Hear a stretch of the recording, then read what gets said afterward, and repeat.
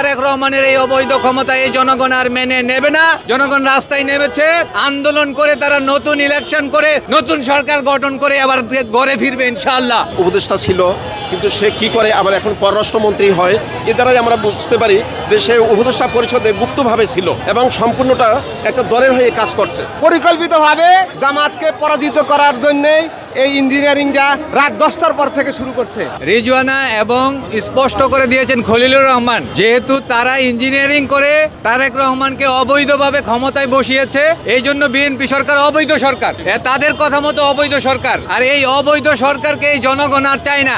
সত্য উদ্ঘাটন হয়ে গেছে, সারা বাংলাদেশের মানুষ, সারা পৃথিবী জেনে গেছে যে এই নির্বাচনটা একটা ইঞ্জিনিয়ারিং হয়ে গেছে এবং ইঞ্জিনিয়ারিং মাধ্যমেই তারা অন্যকে ক্ষমতায় দিছে। এদেশে ইসলামপন্থীদেরকে তারা উগ্রপন্থী হিসেবেই আখ্যায়িত করছে। এটা এদেশের জনগণের কাছে আমরা বিচার দিলাম। ভোট চুরি খলিলুর রহমান এবং তার অন্যান্য দল দালালেরা এই আমাদের ভোট তারা নিয়েছে, ও সামান্য ভোট, আর আমাদের অসংখ্য ভোট তারা চুরি করে রাতের বেলায় ব্যালট ভোট চুরি করে চিল মারা হয়েছে।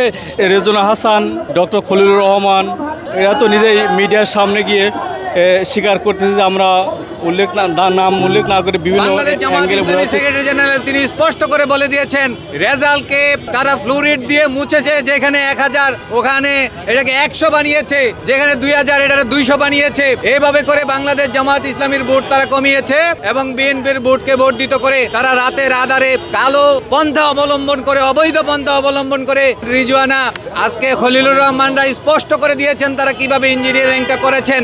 পরিকল্পিতভাবে জামাতকে পরাজিত করার জন্যই এই ইঞ্জিনিয়ারিংটা রাত 10টার পর থেকে শুরু করছে। জামাত প্রত্যেকটা আসনে বিজয় হয়েছিল। আমরা এটার বিচার চাই। ইঞ্জিনিয়ারিংয়ের যেই তারা রাজসাক্ষী হিসেবে এটা স্বীকার করে নিয়েছে, এটা তাদের স্বীকারোক্তি, এটা আমরা বলছি, কিন্তু আমরা এতদিন রাজপথে আসেনি। তারা যখন স্বীকারোক্তি দিচ্ছে, এটার ভিতরে আরও অনেকেই জড়িত আছে। আমরা এটা আশা করি এদেরকে তদন্ত করে বের করবে এবং এই দেশে আইনের প্রতি আমাদের শ্রদ্ধা আছে, তারা আইনিভাবে তাদেরকে তদন্ত করে বিচারের আওতায় আনবে। এই রমজান থেকে আন্দোলন অব্যাহত রাখবো, ঈদের পরে আন্দোলন তীব্র থেকে তীব্রতর হবে ইনশাল্লাহ। এবং এই অবৈধ এই ভোট চুরি করে যারা ক্ষমতায় এসেছে তাদেরকে পতন না করা পর্যন্ত আমরা এই রাজপথ ছাড়বো না। এবং জুলাই সনদ নিয়ে যারা প্রতারণা করেছে জাতির সাথে, এই প্রতারকদের উপযুক্ত শাস্তি না হওয়া পর্যন্ত আমরা এই রাজপথ ছাড়বো না ইনশাল্লাহ। এই যে রেজওয়ান, তারপরে পররাষ্ট্র উপদেষ্টা নেতৃত্বে একদম সূক্ষ্ম ইঞ্জিনিয়ারিং এই বর্তমান সরকারের পরিকল্পিতভাবে প্রত্যেক আসনে জামাতের প্রার্থীকে পরাজিত করার জন্যে একদিকে গণনার কারচুপি করেছে এবং প্রত্যেকটা রেজাল্ট শিটে ডাবল ওভাররাইটিং করে এবং অনেক এজেন্টদেরকে প্রতারিত করে আগেই সাইন নিয়ে নিয়েছে। নির্বাচন তো সারাদিন সুষ্ঠু হয়েছিল।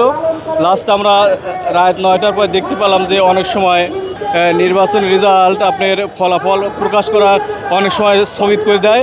এর পরবর্তীতে যত সব রেজাল্ট জানতে পারলাম সব বিএনপির পক্ষে, সমস্ত রেজাল্ট তাদের পক্ষে চলে যাচ্ছে। এতে বোঝা গেল যে 2 ঘন্টা যখন সম্প্রচার বন্ধ ছিল, তাতে বোঝা গেল 2 ঘন্টার মধ্যে তারা সমস্ত কলাকৌশল অবলম্বন করে ইঞ্জিনিয়ারিং করে তারা রেজাল্টটা প্রকাশ করতেছিল। সুষ্ঠু নির্বাচনকে কলঙ্কিত করে দিচ্ছে আমাদের কেয়ারটেকার সরকারের নির্বাচন কমিশন। আমরা দেখতে পারতেছিলাম যে ঢাকা থেকে ট্রেনে, লঞ্চে, বাসে, হেঁটে অনেক মানুষ দেশে যাইতেছিল ভোট দেওয়ার জন্য এবং সবাই জামাত ইসলামের পক্ষে মিছিল দিতে যাইতেছিল। যতটুকু আমরা দেখতে পারছি, বুঝতে পারছি, ঠিকই জনগণ, বাংলাদেশের 18 কোটি জনগণ দাঁড়িপাল্লায় ভোট দিয়েছিল। কিন্তু ভোটের দিন গণনা 5টা থেকে গণনা শুরু করে রাত 11টা পর্যন্ত সারা বাংলাদেশ থেকে জামাত ইসলামের বিজয় আসতেছিল। কিন্তু হঠাৎ করে 2 ঘন্টা 3 ঘন্টার মতো ভোট গণনা বন্ধ ছিল।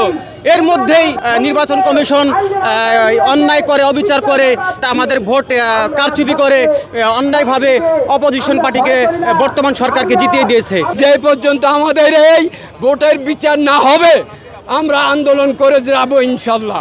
যে আমাদের জুলাই আন্দোলনের বাস্তবায়ন না হওয়া পর্যন্ত আমরা মাঠে ময়দানে রক্ত দিব, প্রয়োজনে আবার রক্ত দিব, তবু আমরা সবাইকে নিয়ে আন্দোলন করে যাব, আমাদের কাজ বাস্তবায়ন করব।